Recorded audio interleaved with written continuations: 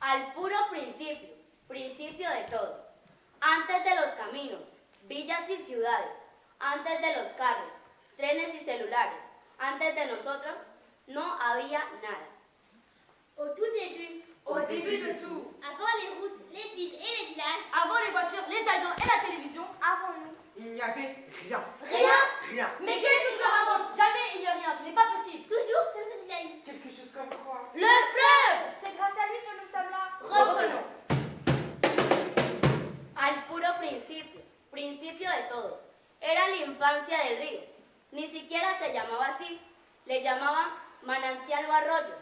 O quizás le decían agua, sencillamente. Agua que corría tranquila y apacible y un árbol a la orilla. Au tout début. Au début de tout, Il y avait le fleuve. Mais il n'est pas comme aujourd'hui, comme nous le connaissons. non, il était petit et vrai. Un bébé fleuve. Oui, un vieux fleuve, si tu veux. Et ensuite, il a grandi. Attends, tu vas trop vite. Reprenons.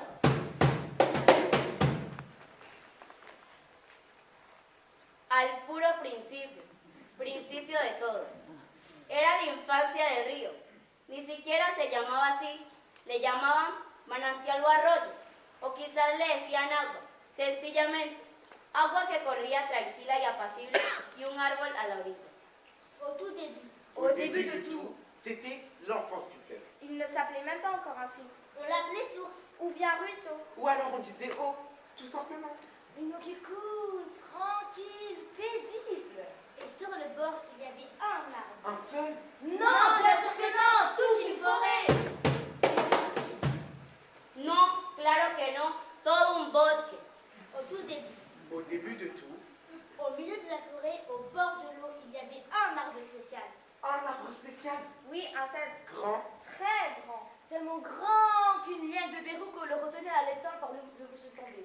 Tellement grand qu'il voyait le ciel et la terre. du cèdre immense vivaient deux frères. L'aîné savait tisser les filets.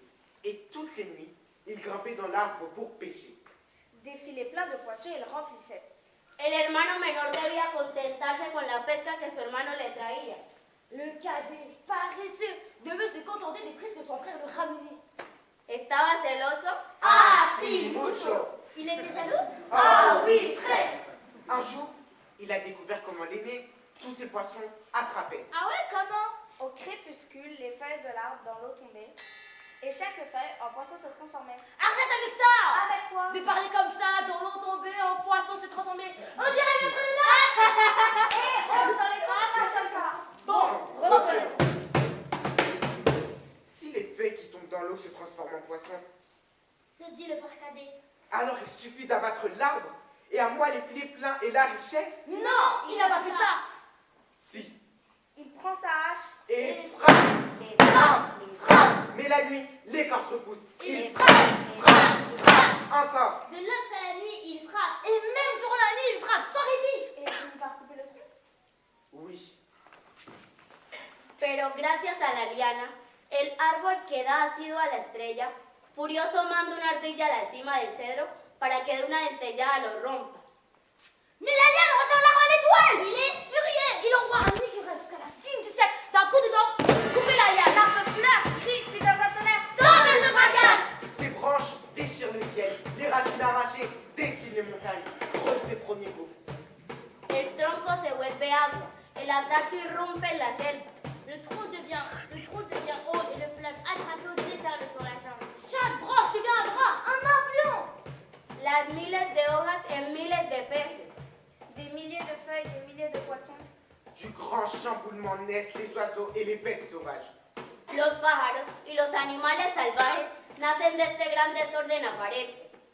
La forêt paisible devient la jungle épaisse et dangereuse. L'eau calme se transforme en fleuve qui gronde. Au tout début, Al puro principio, Au début de tout, principio de todo, il y a la catastrophe. está la catástrofe.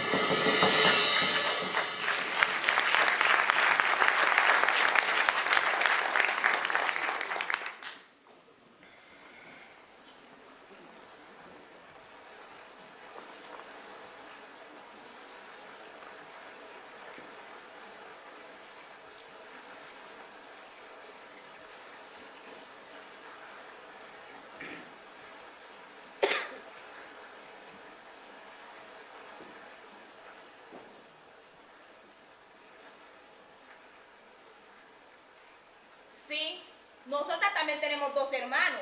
Dos hermanos que desde siempre han estado en eterna disputa. Dos hermanos envidiosos que como poseídos han corrido tras la fortuna.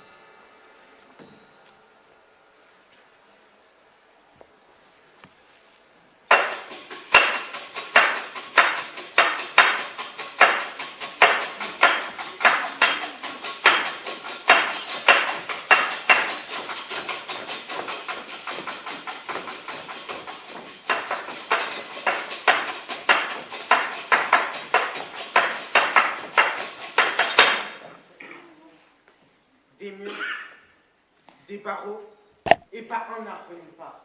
C'est qui lui? qui ça? L'autre là, tout seul dans son coin. Vas-y, j'en sais rien, tu m'as pris pour le préposé de ta civile ou quoi? J'ai beau me dévisser le cou, chercher par-dessus les murs, entre les grillages, du gris, partout, du béton, même le ciel, on dirait du béton coulé. De Marseille? De Trappes? De Saint-Denis. Personne ne l'a jamais vu, personne ne le connaît. Je viens d'arriver hier ou avant-hier. Il sort d'où? Ton frère, ton frère, il s'appelle comment? Qu'est-ce que j'en sais? Si tu veux te faire c'est pas seulement la ville qui fait ça. Chez moi, où que je sois, même dans une fiole ou une tour à Bogota, il suffisait que jette un œil par la fenêtre. Et au loin, je la voyais, la forêt, verte et épaisse. Même au cœur de la cité, on pouvait sentir son odeur. Je fermais les yeux, et si je me concentrais, j'humais le vent qui venait du fleuve. Et si je me concentrais, les jours d'orage, je pouvais même l'entendre gronder. Un nouveau vient d'arriver. J'ai compris, mais vient d'arriver d'où? On s'en fout. Une fois la caravane, on est tous ici, point barre.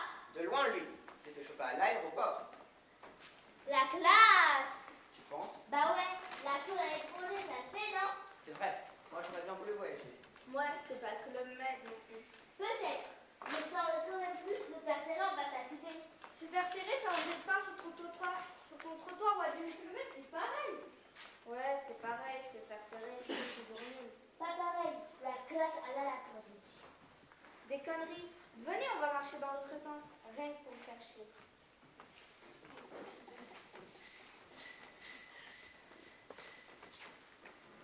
J'ai tout fait pour m'en échapper. Du fleuve, de la forêt.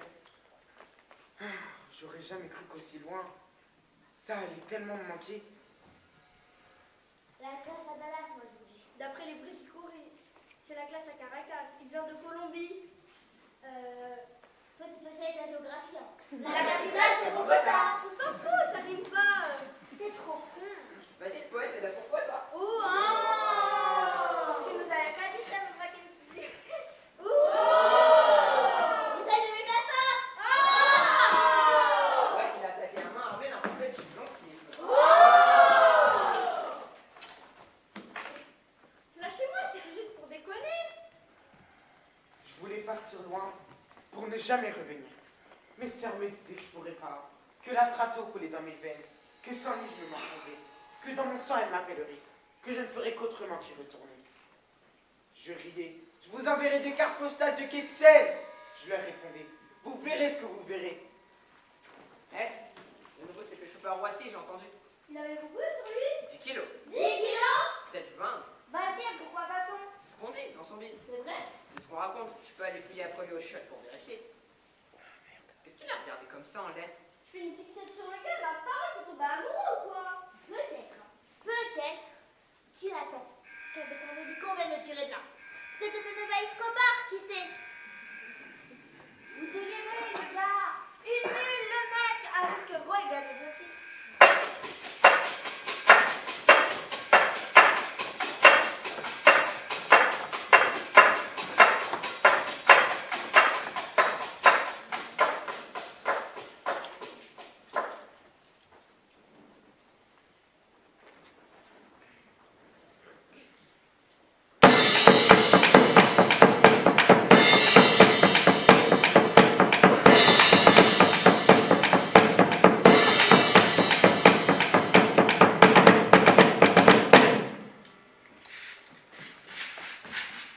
Comme un signal, dès que l'on pointe, nous sommes là.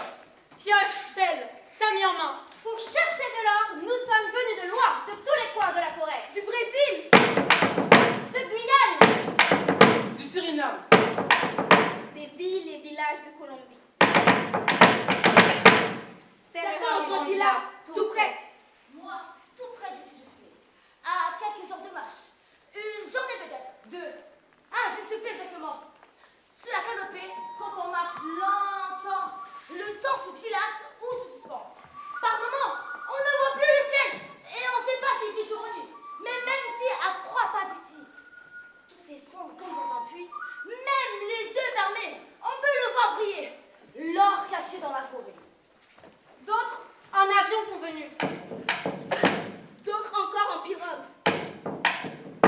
Nous y avons mis toutes nos économies.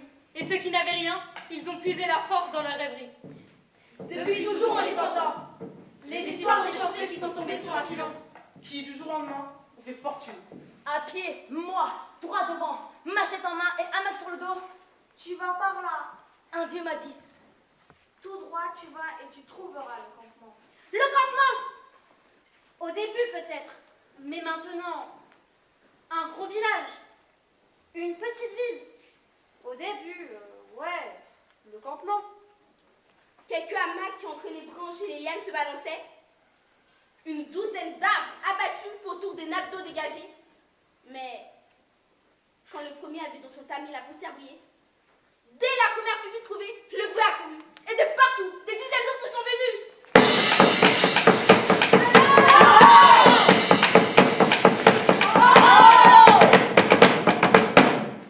Un coup de dynamite. Ils ont dégagé. Ils ont mis le feu pour agrandir. Des baraquements construits. D'autres encore pour faire commerce sont arrivés. Et maintenant, un gros village. Une petite ville que c'est. C'est que le vieux m'a dit. Tu vas par là, tout droit, jusqu'au campement. Et là, il y aura un pagaille pour tout le monde. Ah, si j'étais jeune, si je pouvais.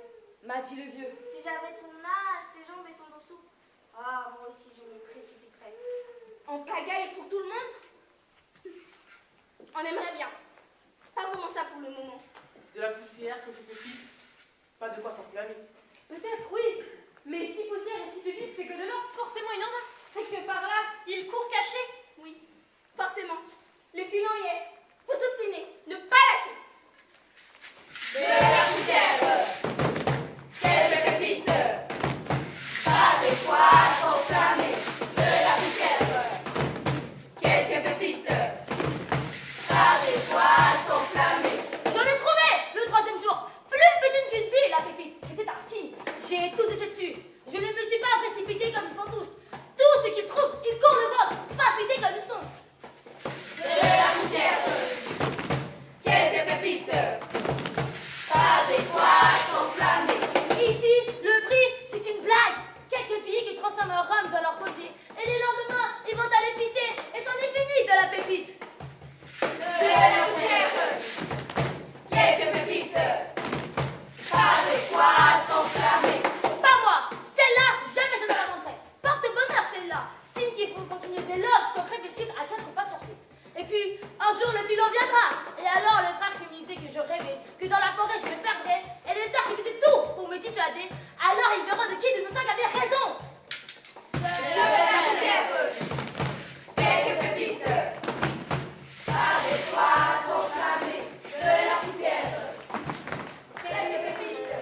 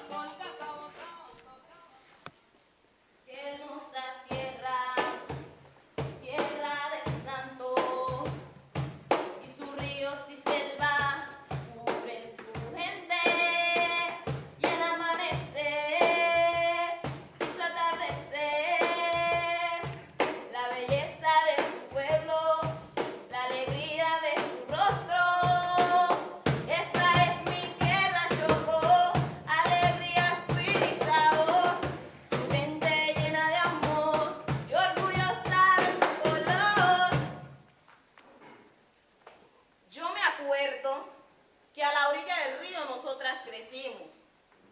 Nuestras madres nos traían una canastilla a lavar ropa. El canto del agua nos arrullaba, la cascada contra la roca. Mucho antes de nosotras saber caminar, ya sabíamos nadar. Nuestros padres, abuelos, nos enseñaban a cazar o a pescar. Y desde el umbral de nuestra casa o la ventana de nuestra escuela, nosotras nos escapábamos para ir a jugar a la orilla. Más tarde, nos íbamos, nos escondíamos para darnos picos y decirnos palabras bonitas. Y toda la vida giraba en torno al río, absolutamente toda.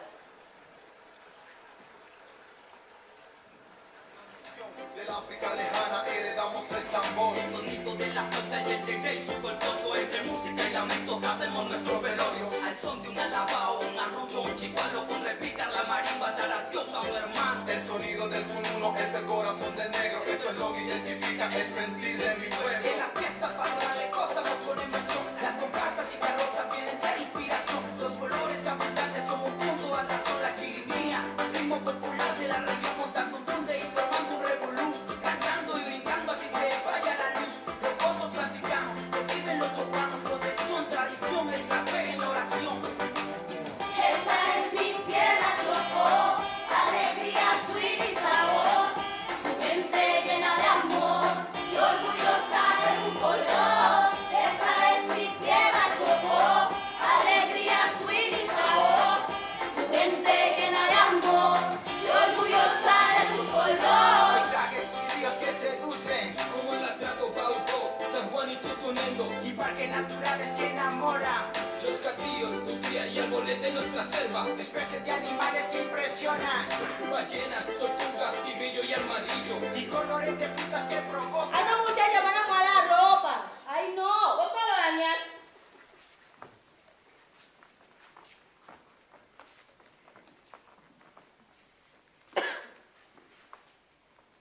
Muchacha, ¿y él qué está haciendo allá? Yo no sé, vamos a ver. Yo creo que él piensa que las hojas que están cayendo del árbol es plata, porque él se la está metiendo en el bolsillo. Vamos, vamos. ¡Está lloviendo plata! ¡Está lloviendo plata!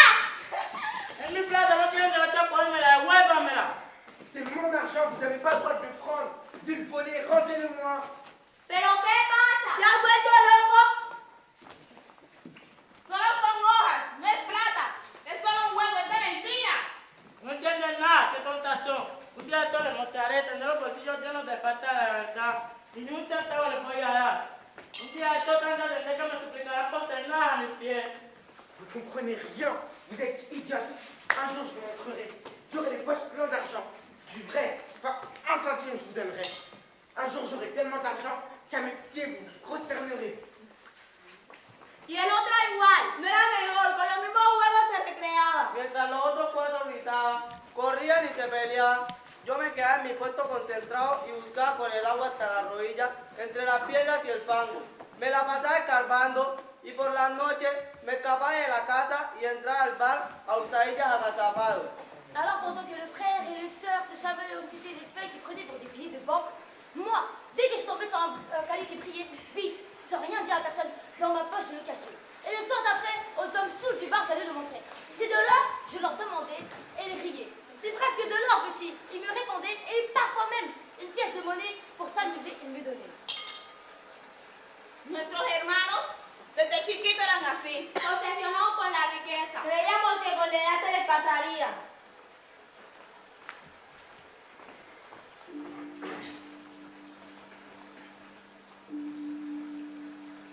No eran los únicos, también los niños, fascinados por el oro y por el dinero, caían bajo su hechizo.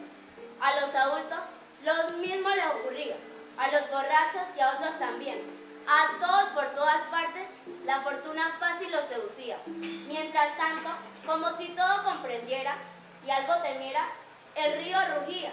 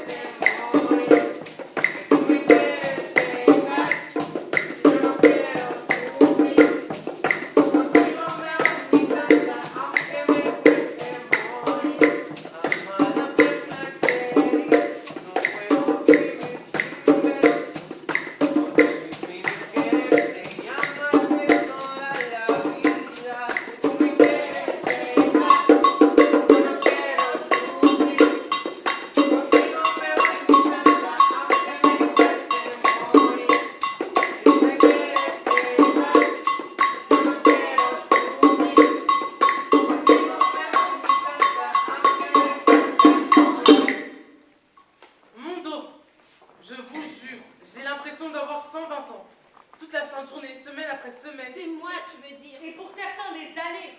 Penché comme ça, à quatre pattes, j'ai l'impression que plus jamais je n'arriverai à me redresser. À dormir dans des hamacs sur les planchures des baraques, avec toute cette humidité.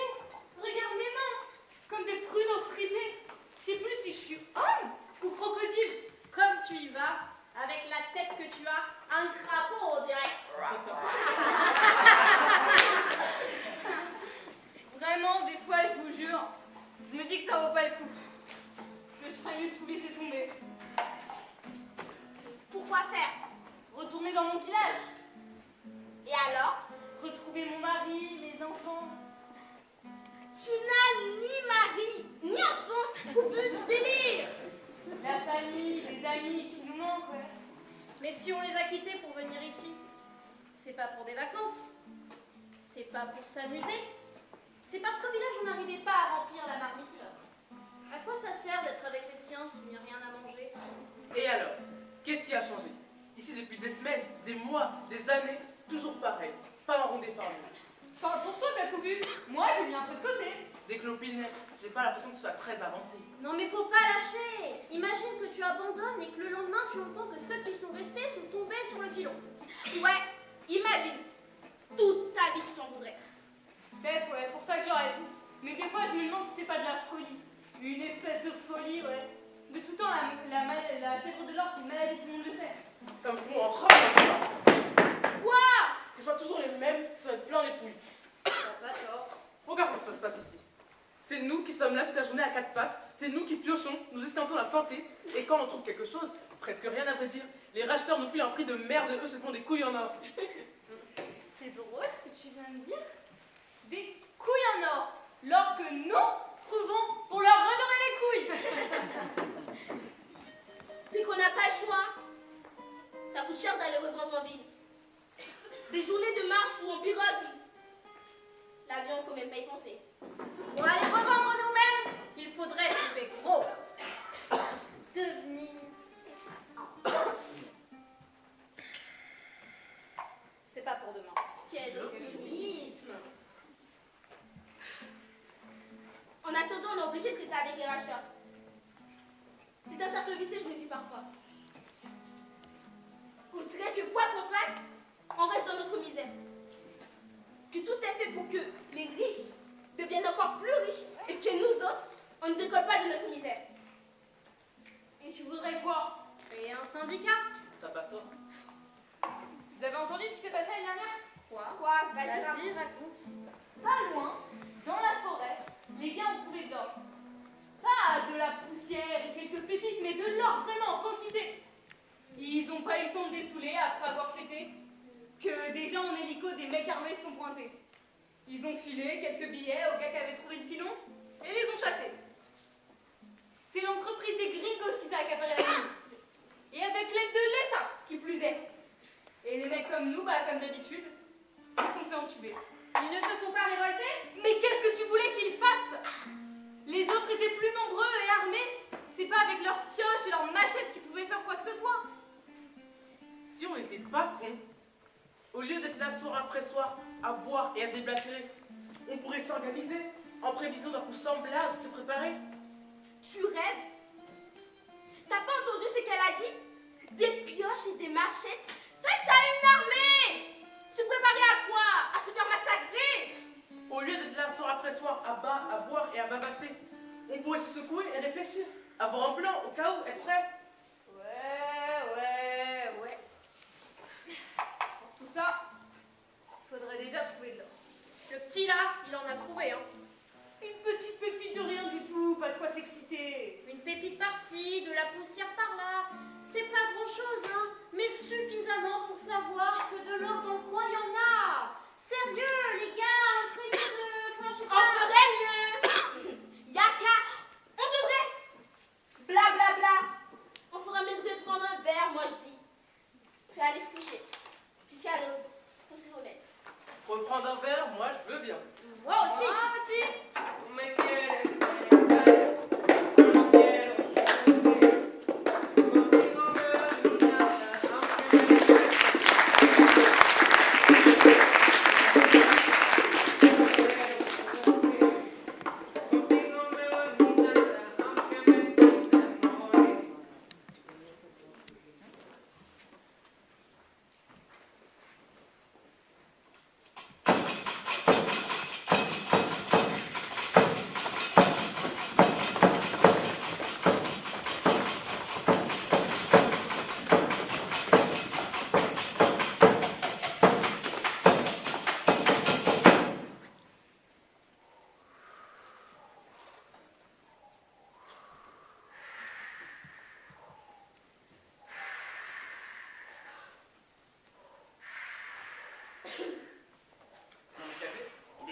seul dans son coin.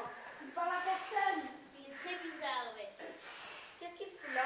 Il lit en direct. Il fait quoi? Il lit, je t'ai dit, t'es sourd ou bien? Et tu trouves pas ça bizarre, toi? Si. Vous êtes des vrais commères, les gars. Pas besoin de ce qu'il fait. Fichez-lui la paix. On a le droit d'être curieux quand même. Peut-être qu'il cherche son escalier à la cervelle. Et pourquoi fond? J'en sais rien. T'as qu'à lui demander, vas-y. J'en suis sûre qu'il parle même pas français. Pourtant, ce bouquin, c'est écrit le rouge et le noir. C'est pas le japonais, à ce que je sache. Ah ouais, c'est vrai. S'il nous comprend, pourquoi il dit rien? Il dit rien. Parce que toi, tu parles tellement que personne ne peut passer un mot. Ça me travaille, je veux savoir. Moi aussi. Et oh le nouveau, c'est à toi qu'on cause l'intello. Oui. Mais la c'est pas comme ça. Dis d'abord bonjour. Ça se fait trop pas de t'appeler les gens comme ça. On n'est pas des flics. Sérieux, on est pas des animaux, les gars. Oui, bon, toi, apprends déjà à parler avant de faire des leçons de politesse. Bonjour, frangin. On voudrait juste te demander. Ouais, bon, je voudrais savoir ce que tu fais. Je lis. On a bien vu que tu lisais. Je veux savoir c'est pourquoi. Pourquoi tu descends en muscu pour rester assis dans ton coin? Et aussi d'où tu viens, et puis comment tu t'appelles. Et ce qu'on veut surtout savoir, c'est combien t'as vu sur toi, et si t'as pris gros. Si tu prévois t'évader. C'est un hélico qui vient te chercher? Oula, ça fait beaucoup de questions d'un coup, les gars. M'évader, tu demandes? On peut dire qu'avec ça, je m'évade déjà. Et hop, vous avez la réponse à la première question. Pas besoin d'hélico. Je lis dans ma tête pendant quelques instants pour m'échapper de la prison. Et puisque dans ma cellule, l'ampoule est cassée, j'ai un bouquin en distillation. Je m'appelle comme les jeunes dans le livre. Julien, Rolian, chez moi, sur la rive de la Trato en Colombie. Je sais pas combien j'ai pris, combien je vais prendre. Ça dépendra du juge et de l'avocat. Ma foi. Et pour finir, ce qui semble le plus vous intéresser, combien j'avais sur moi? Et j'avais comme tout le monde, les gars, 23 kilos. 23 kilos? Waouh! 2 livres. Dans ma valise. J'ai rien compris. Qu'est-ce que tu racontes? C'est dans les bouquins que la femme, tu l'as caché? C'est pas con ça. Trop fort. Ouais, fallait y penser. Bah non, pas trop fort, vu qu'il s'est fait choper. Désolé de vous décevoir, les gars. Mais dans les livres, il n'y avait pas de coque. Il y avait quoi? Il y avait ce que dans les livres, toujours il y a. Ah putain, il fatigue lui avec ce devinette. Je vous dis depuis le début qu'il est pas net. Moi, il m'intrigue. Vas-y, raconte. Je veux savoir. Dans les livres, il y avait. Des histoires. Faut que tu t'expliques, mon pote. On les comprend pas, tu m'en pas. Nous sommes pas des plans. Vas-y, fais pas le bouffon. À la douane, comme vous les policiers pensaient que je baratinais. Quand tu voyages avec un passeport colombien, à chaque fois ça ne pas. Ma valise de fond en comble les gens fouillés, mes livres éventrés. Je leur ai pourtant dit qu'ils ne trouveraient rien, que peut-être entre les pages, il y aurait un peu de poussière, des marges à noter, mais surtout des rêves et des histoires.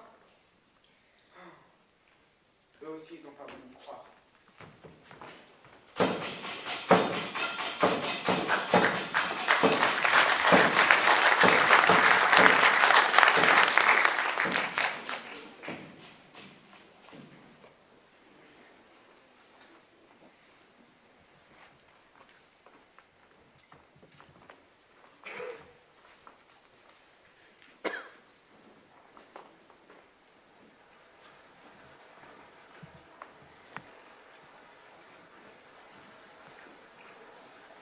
Dicen que no nos damos cuenta de lo que todos los días tenemos ante los ojos, que ya lo damos por adquirido, que no es sino un río, agua que corre, se estanca, cae y se desborda. Algunos dicen incluso que ya no aguantan más ni el agua, ni el río, ni la lluvia, ni el mar, que sueñan con el frío o con el Sahara. Sí, algunos son así, preferirían estar en otro sitio. Son muchos los que harían cualquier cosa por salir de aquí, por ir a una ciudad, por estar en Medellín. Nuestros hermanos, por desgracia, eran así. Todavía lo son. No es la belleza que nos rodea, ni el denso misterio de la selva, ni pájaro alguno, ni las pequeñas bestias, las grandes tampoco. Ni las frutas ni las flores. No en los cielos rojizos del anochecer. No. Ni los pujantes violentos y terribles de las tardes de tormenta. tormenta. No oyen los miles de poemas que la trato murmura, ni sus profecías, ni sus cantos, ni sus historias. Siempre le hemos dicho que aquí está nuestra vida, que pierden el tiempo soñando con otra. Que para viajar basta abrir los ojos y mirar. ¿Qué es mejor que ir al museo? Más hermoso que añorar. ¿No se dan cuenta la suerte que tienen? La suerte está loca. El cielo lo sabe, la tonta. ¿Suerte de qué? ¿No es acaso como nuestros padres se arruinan la salud para ganar siquiera lo suficiente?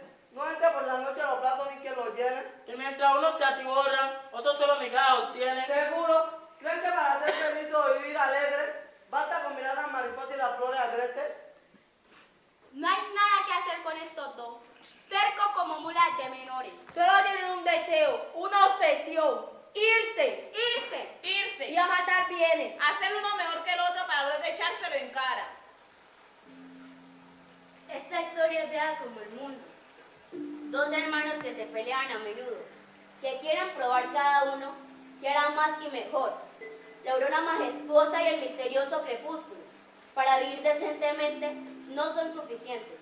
Igualmente sabemos que la naturaleza, la misma que nos rodea, no solo es fuente de belleza, que las costas, las riberas, el río, la selva, constituyen nuestra riqueza, nuestro porvenir. Aquí en el Chocó hay pocas carreteras. ¿Has visto el estado de las escuelas y de los hospitales?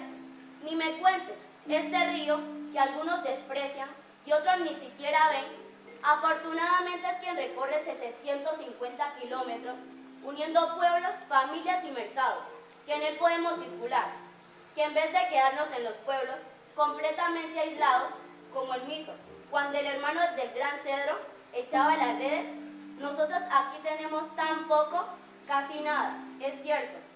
Hace 2 años en Colombia, la Corte Constitucional ha zanjado: nuestro atrato se protegerá. El atrato es considerado como una persona. ¿Cómo? ¿Qué? ¿Una persona?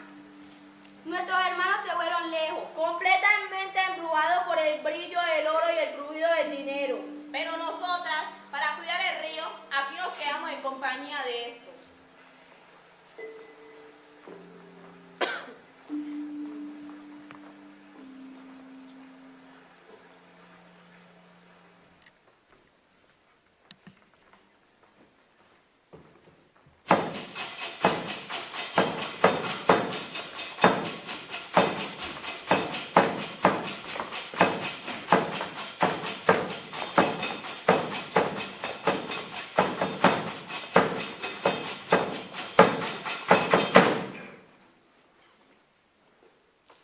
Muchos años después, frente al pelotón de fusilamiento, el coronel Aureliano Buendía había recordar aquella tarde remota en que su padre lo llevó a conocer el hielo. Bien des années plus tard, face au peloton d'exécution, le colonel Aureliano Buendía devait se rappeler ce lointain après-midi au cours duquel son père l'emmena faire connaissance avec la glace. Macondo était alors un village d'une vingtaine de maisons, anglaises en roseaux, construites au bord d'une rivière dont les eaux diaphanes coulaient sur un lit de pierre polie, blanche, énorme, comme des œufs préhistoriques. Le monde était si récent que beaucoup de choses n'avaient pas encore de nom. Et pour les mentionner, il fallait les montrer du doigt. Tous les ans, au mois de mars, une famille de gitans réunis plantait sa tente près du village et dans un grand tintamarre de fifres et de tambourins faisait part des nouvelles inventions. Ils commencèrent par apporter l'aimant. Todos los años por el mes de marzo, una familia de gitanos desarrapados plantaban su carpa cerca de la aldea y con un gran alboroto de pitos y timbales dan a conocer los nuevos inventos. Primero llevaron el imán. Un gros gitan à la barbe broussailleuse et aux mains de moineau qui répondit au nom de Melchiadès fit en public une truculente démonstration de ce que lui-même appelait la 8e merveille des savants alchimistes de Macédoine. Il passa de maison en maison, traînant après lui 2 lingots de métal. Et tout le monde fut saisi de terreur à voir les tenailles, les poils et les chaufferettes tomber toutes seules de la place où ils étaient. Le bois craquait à cause des clous et les vis qu'ils essayaient désespérément de s'en arracher. Et même les objets perdus depuis longtemps apparaissaient là où on les avait le plus cherchés et se traînaient en débandade turbulente derrière les fers magiques de Melchiades. Les choses ont une vie bien à elles, clamait le gitan avec son accent guttural. Il faut réveiller leur âme. Toute la question est là. Voilà, elle commence comme ça, mon histoire. J'ai rien compris. Y a rien à comprendre, c'est le début de l'histoire. Ouais, fallait jusqu'au bout pour capter. Non mais t'as vu comment il est gros son bouquin, on en a pour des plombs si on veut le lire. T'es trop une star, le niveau. S'il y a des mecs qui écrivent des livres sur toi, Mais non, c'est pas vraiment sur lui. Ce livre, ça parle de son bled. et alors, vos autres histoires de bled, sauf que nous ne les avons pas lues. Je vois pas le rapport. D'après mon suivi, quoi. Il nous disait que c'est après avoir lu ce livre que sa vie a changé. C'est bien ce que t'as dit, non? Oui, un soir, j'étais fâché avec mon frère et mes sœurs. J'allais au bar voir ce qu'il y avait à la télé. On me parlait d'un vieux qui venait de mourir. Un colombien super connu apparemment, qui avait écrit des livres. Le plus grand écrivain de tous les temps, disait le journaliste. J'ai demandé au mec du bar si le mec qui venait de mourir était riche. Ils ont rigolé.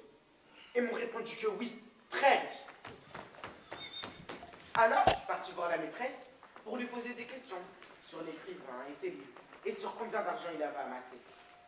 Elle m'a mis ce livre entre les mains et m'a dit, si tu arrives jusqu'au bout, Julian, tu comprendras tout. Sur notre village, notre pays, notre continent même, et sur ce qu'est la vraie valeur de la richesse. Forcément, je me suis jeté dessus. Au début, c'était compliqué. Comme vous, j'attendais que l'histoire commence. Le mec parlait bizarrement, il allait dans tous les sens. J'en avais le vertige. Mais je me suis accroché.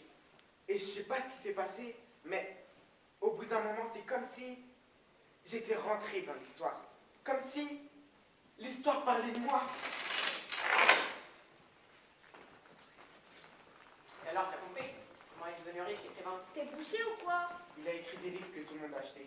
C'est bon, ça, j'ai compris. Est-ce que dans le livre, il dit comment il faut faire pour s'en sortir? Pour pas galérer, quoi. Ouais, c'est surtout ça qui nous intéresse. Faut lire le livre jusqu'au bout pour le savoir. Non mais t'as vu le nombre de pages? Le truc, justement, que j'ai compris avec 100 ans de solitude, c'est que ça marche pas. Ça marche jamais quand on essaie d'aller trop vite. On a beau faire des combines, se laisser embarquer par les narcotrafiquants, chercher de l'or comme en train de frangin. Au long terme, ça marche jamais. Tel que les choses sont faites, on se fait toujours entuber à la fin. Il a pas tort. C'est vrai, c'est pareil ici. Comment ça? Bah non, regarde, on se retrouve tous coincés ici parce qu'on a voulu aller vite, non? Parce qu'on s'était dit qu'on n'allait pas se faire chier à chercher un travail, on va faire des études pendant 125 ans. Alors qu'en faisant du deal, tranquille et nul, en bas de chez nous, on allait gagner plus que ce coup. T'aurais voulu qu'on fasse quoi? Livreur de pizza pour gagner à peine 1000 boules par mois? Moi, je me fais de passion. Sauf que là, pendant quelques temps, tu te fais que dalle. Alors que les mecs qui sont au-dessus de toi, ils se font jamais choper. Hein? Tu délires? Bien sûr qu'ils se font choper. Et eux, ils prennent cher. Pas 6 mois ou 3 ans comme nous. Combien de gros tu vois là avec nous? Ouais, t'as raison, il y en a pas des masses. C'est ce que je dis. Faut y aller, les gars, la promenade est finie. La prochaine fois, il faudra me faire un truc et les rester là à blaguer. Moi, ça m'en fait comme un an que cette histoire. Le livre? Ouais. Putain, je me suis fait sympa ou quoi?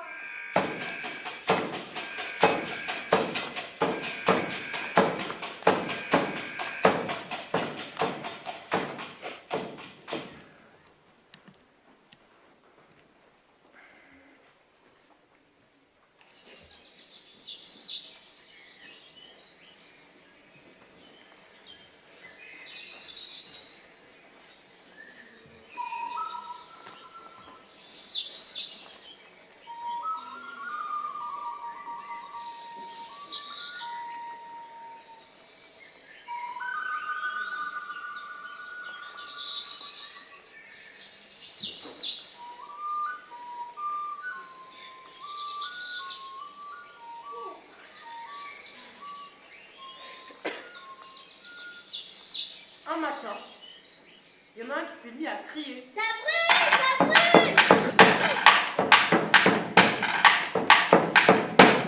Ça arrive parfois quand ils mettent le feu pour déblayer. Ça brûle! Ça brûle! Il suffit d'un mauvais coup de vent, le feu leur échappe pour aux alentours se propager. Faut faire gaffe, car en un clin d'œil, on se retrouve au cœur du brasier. Et comme on n'a pas envie de finir transformé en poulet rôti, lorsqu'il a crié, on a couru vérifier.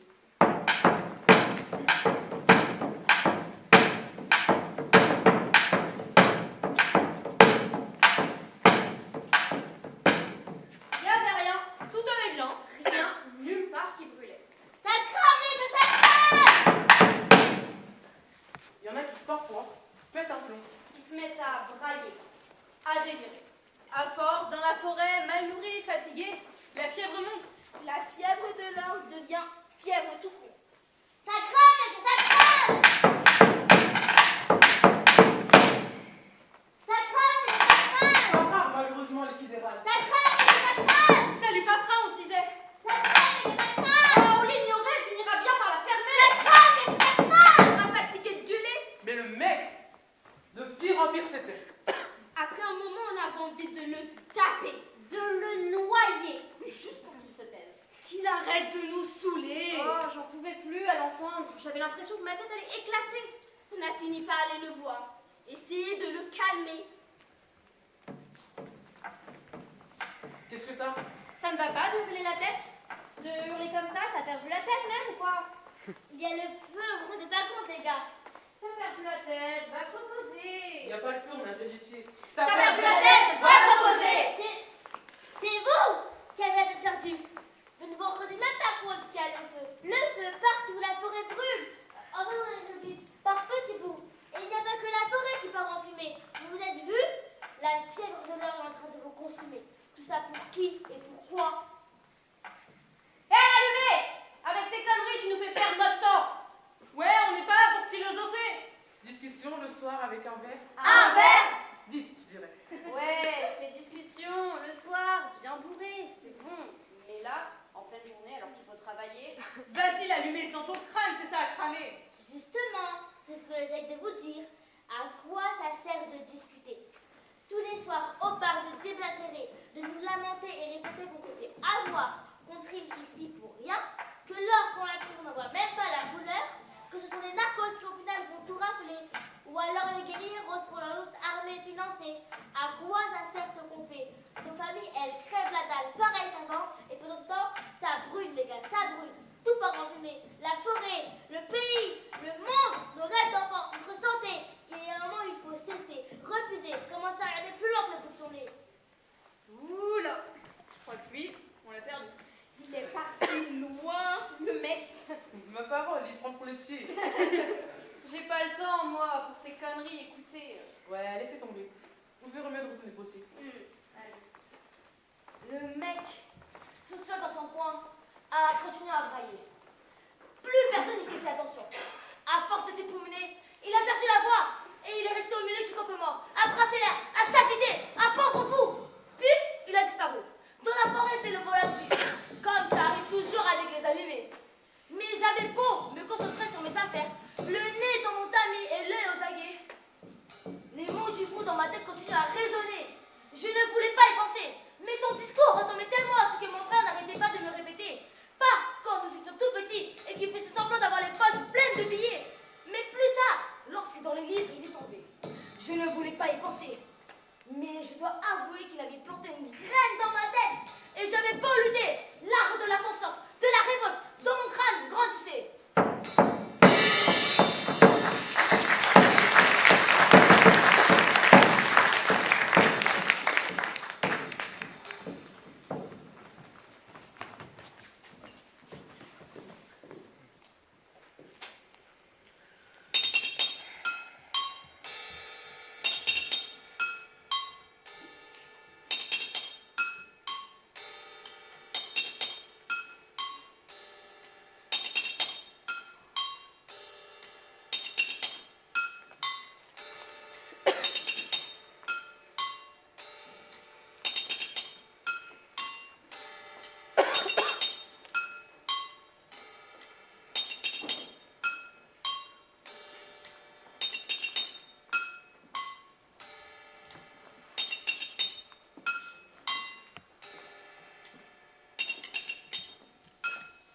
avant d'arriver au vers final, il avait déjà compris qu'il ne sortirait jamais de cette chambre, car il était dit que la cité des miroirs ou des mirages serait rasée par le vent et bannie de la mémoire des hommes à l'instant où Aureliano Buendia achèverait de déchiffrer les parchemins, et que tout ce qui y était écrit demeurerait depuis toujours et resterait à jamais irrépressible. Carolinier, condamné à 100 ans de solitude, il n'était jamais donné sur terre de seconde chance. J'ai rien compris. On a lu que la première et la dernière page. Comment tu comprends quoi que ce soit? T'es chelou, le Colombien, t'es vraiment chelou. Je pourrais nous raconter au moins ce qu'il y a entre les deux, dans résumer l'histoire. Ouais, t'es trop un bouffon, mais c'est comme ça. Le début et la fin qu'on a lu ensemble, c'était juste pour vous donner envie. Le voyage entre les deux, moi j'ai déjà fait. Chacun pour soi ou tous ensemble. À vous de voir si le livre vous le lirez ou pas. Et pas que celui-là, les 23 kilos que j'avais dans ma valise. Tous mes bouquins, je les laisse ici. Tu nous les laisses? Comment ça? Tu t'en vas? Comment? Où ça? Pourquoi? J'ai été expulsé. L'avocat a essayé de prolonger mon visa étudiant, mais rien à faire. Donc ils vont me transférer ailleurs quelques semaines, puis me renvoyer chez moi. Pas de bol, franchement, je compatis. Coup de bol, plutôt, moi je dis. Rentrer au frais de la princesse, c'est mieux que de moisir ici. Sauf que chez lui, c'est la galère. Comment tu vas faire? Ouais, tu te retrouves sans rien comme un con, la poisse. Je dirais le Monopoly. Retour à la case départ en passant par la prison. Au début, c'est ce que je pensais. Mais après, j'ai réfléchi. Je suis content de rentrer. Mon frère, mes sœurs, ils m'ont manqué. Ils vont se manquer, ils vont pas te lâcher. Tu leur as dit que tu allais faire fortune et tu te retrouves sans rien comme un raté. Je pense pas. Ce que j'ai gagné avec les voyages, les études, comment grâce à tout cela j'ai changé, c'est bien mieux que d'avoir les poches plein de billets. Ce que j'ai amassé, c'est dans ma tête que c'est stocké. Et ça, personne ne pourra jamais me l'enlever. Oui, bon, mais nous, on fait comment? À quoi bon nous raconter des histoires pour te tirer et nous laisser comme ça? Nous faire miroiter des trucs, nous dire que dans les livres il y a tous les secrets, et après nous laisser nous démerder? Mais je vous ai rien fait miroiter.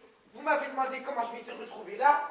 Est-ce que dans les livres j'avais appris, moi? C'est difficile à cerner, le Colombien. Pourquoi t'as fait ça? Non mais t'as vu, c'est comme si le mec foutait le feu avant de se barrer. Exactement. C'est comme si je voulais allumer un petit brasier. Peut-être que toi, ou bien toi, ou toi encore, ça va vous aider à suivre le même chemin. Si mon séjour ici aura au moins servi à ça, je peux partir le cœur en paix. Prenez soin de vous, les mecs. Et faites pas trop de conneries. Hein? Des brasiers? Vas-y, je suis de plus en plus correct.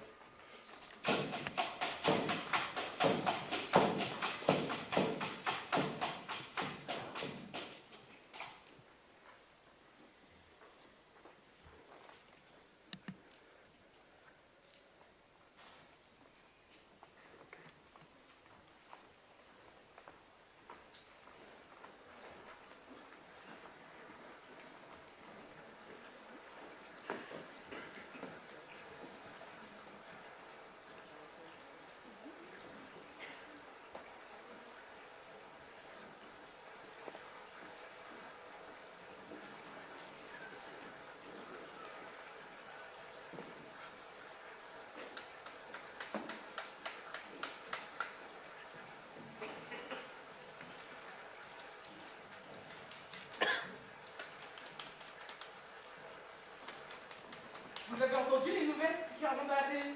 De quoi tu parles? Il parle du feu. Il paraît que ça crame sérieux, pas loin d'ici. Un très grand incendie de forêt. Monumental comme jamais. Ils ont dit. Pas loin d'ici? Comme tu y vas, c'est à plus de 100 km, et même beaucoup plus loin que ça. À 200 km au moins. Ouais, et à l'autre bout de la forêt. Ouais, la forêt, elle est immense. Ah ben, ça va alors. C'est pas la porte à côté. Aucune raison de paniquer. Oui, mais le feu, c'est plus de feu. Un coup de vent, il s'emballe et il avance. Le feu, le cavale, il peut rien faire. Il va pleuvoir, ça va aller. Ils vont l'éteindre. Pour une fois, alors qu'on en aurait bien besoin, il pleut pas. Mais ça fait un moment en plus. Tout est complètement asséché, c'est ça qui m'inquiète. Arrêtez de psychoter. On ferait mieux de retourner bosser. Je ne psychote pas. J'ai juste pas très envie de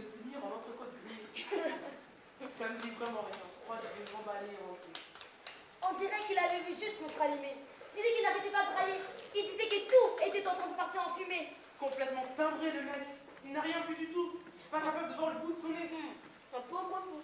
C'est dans son crâne que ça avait cramé. Peut-être qu'il l'avait pressenti, la catastrophe. Arrête ton délire, comment il le saurait? Il avait peut-être une boule de cristal dans son barda. N'importe quoi. Moi, je pressens que c'est aujourd'hui que je vais tomber sur le filon. Tu dis ça tous les jours. Et pourtant, Je ne sais pas, ça me travaille. Ça fait des jours que je pense à ce qu'il criait. Et puis là, tout à coup, l'incendie, comme une alarme pour nous réveiller. C'est vrai qu'il n'a pas se poser des questions. C'est un signe. Un signe de quoi? Un signe qu'on ne peut plus continuer comme ça. Qu'à force de scier la branche sur laquelle nous sommes assis, c'est pas de l'or, mais la mort qu'on va trouver dans notre ami. Ou le signe que c'est lui qui a mis le feu. Ah mais oui, il n'était pas net, ça se voyait. des feux, il y a toujours. Et il y en aura toujours. C'est le meilleur moyen pour déboiser. Le plus rapide, je veux dire. Et moi, depuis toujours, je dis que c'est pas malin. Qu'à force de jouer avec le feu, justement, ça va leur échapper. C'est vrai. Depuis toujours, on sait qu'il ne faut pas pousser à bout la forêt. Qu'à force, elle va se cacher. Et puis après, bah, si tout brûle, on sera pas plus avancé. De toute façon, à Manu, on peut rien faire. Faut que le gouvernement envoie des Canadiens.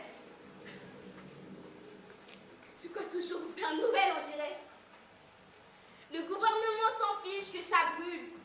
Tant que ça n'atteint pas les grandes villes et que leurs fesses ne sont pas en train de chauffer, ils laissent cramer. Ceux qui sont en danger, c'est nous, les pauvres enfants en train de creuser dans la forêt, ou ceux qui travaillent pour les exploitations forestières, où ils gagnent un poignet de pièces à la journée, ou encore les anciens dans leur forêt.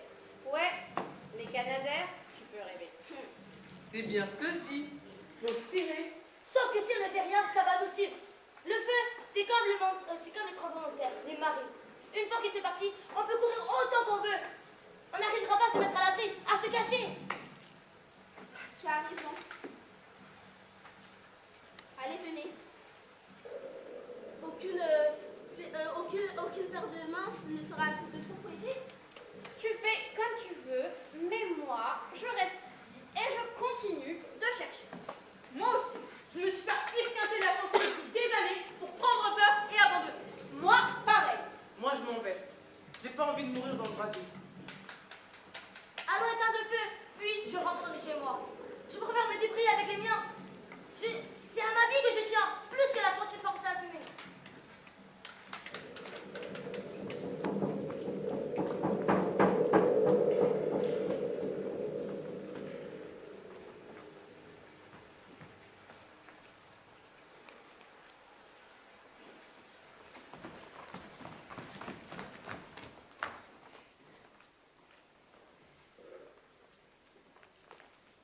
Las tres hermanas centinelas de río a la orilla esperaban. Estaban inquietas, abatidas, entre ellas se consolaban. Desde que sus hermanos se fueron, muy pocas noticias. De vez en cuando, una carta por aquí, una postal por allá, rara vez una llamada. Al principio creíamos que había que dejarlos libres. Que no podíamos impedir que realizaran sus sueños. En todo caso, no había querido saber nuestro criterio. Han sido tercos como mulas de pequeños. Soñaban con irse, con hacer fortuna y nada querían oír. Quisimos disuadirlo, pero no pudimos. Ya se les pasará ahí mismo. Verán bien por ellos mismos que la vida en otra parte no es mejor que aquí. Comprenderán. Regresarán. Pero las semanas, los meses y los años pasaron. Nosotras sabíamos que los dos hermanos para siempre se habían ido, que se habían espumado en países lejanos, que en busca de espejismos se habían desvanecido. No es posible, nos decíamos. El rincón de la selva, las riberas del río, echarán en falta algún Y día. a nosotras y a nuestros ancianos padres también. Forzosamente, un día estos van a volver. Ellas corrían para coger cada barco que venía de lejos. Entre los pasajeros, la silueta de los hermanos agüitaban. Los barcos iban y venían, pero los hermanos no regresaban. Siempre lo mismo, mes tras mes, año tras año. Se enloquecieron, decía la gente, Las hermanas locas así terminaron por apodarlas.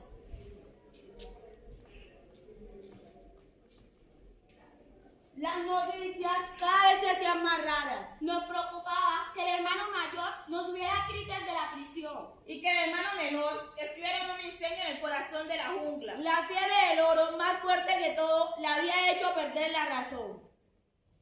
Entonces una noche, cuando ya nadie, fuera las hermanas pensaron volver a ver, el hermano mayor del barco empezó a descender. ¡Hermano! ¡Hermano, llegó nuestro hermano! ¿Cómo te fue? Casi no te reconocíamos. Muchacho despistado cuando se fue, un hombre joven regresó. Estaba tan contento de volverte a ver. Hacía tanto tiempo que ya empezamos a perder la fe. ¡Rápido! Vamos a la casa a contar a los padres las novedades. Luego en la cena nos contarás lo que hiciste. ¿Dónde estuviste? Tus éxitos y tus desastres.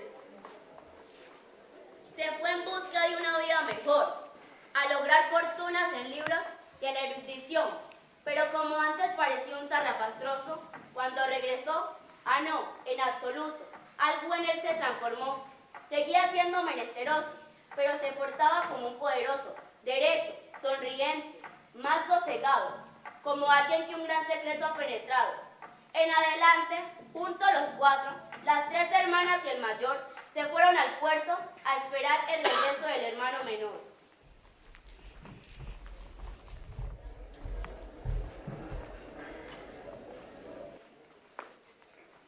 Salió de la selva. Volvió por el mismo camino por el que años antes se había ido. Él también parecía haber envejecido. Él también se había serenado, se había curtido.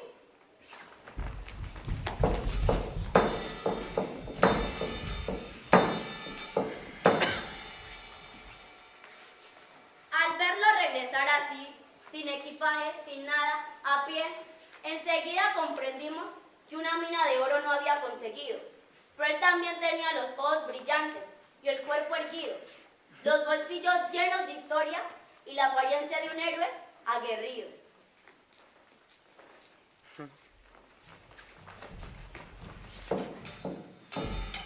Pasada la fiesta de bienvenida, debemos admitir que tuvimos miedo. Que volvieran a pelear o a jugar como antes. Que rivalizaran, se retaran o sintieran celos. Como sucedió cuando eran pequeños. Pero no, nada de esto ocurrió. Parecían felices de reencuentro. Ni el uno ni el otro cumplió su deseo. Pero otros no se obtuvieron. Eso era un hecho.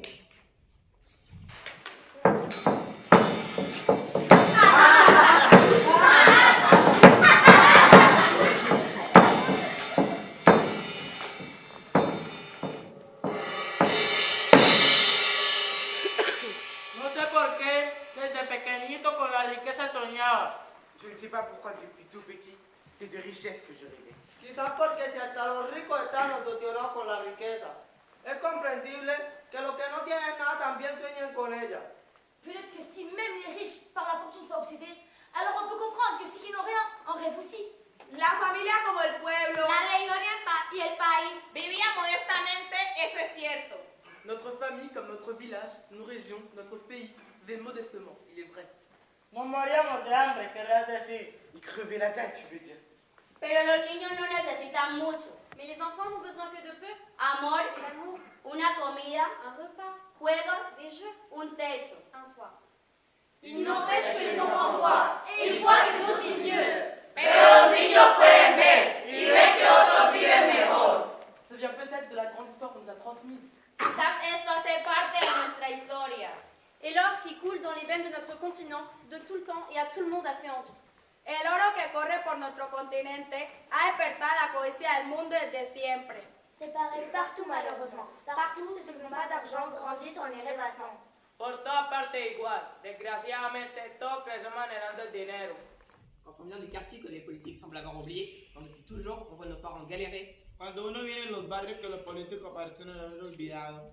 Cuando desde siempre hemos visto a nuestros padres esclavizados. Quand c'est toujours les mêmes qui se gavent et les mêmes qui se peinent. Cuando son siempre los mismos que se forran y los mismos que padecen. La colère est là. La ira está aquí.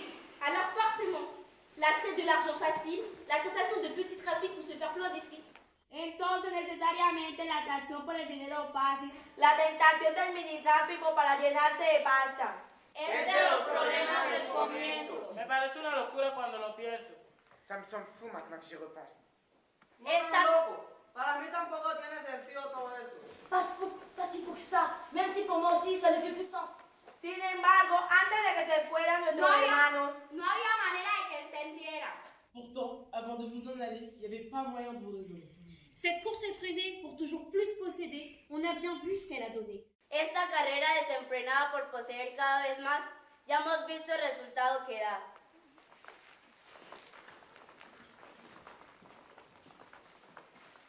Tout comme de notre fleuve, nous sommes devenus les gardiens.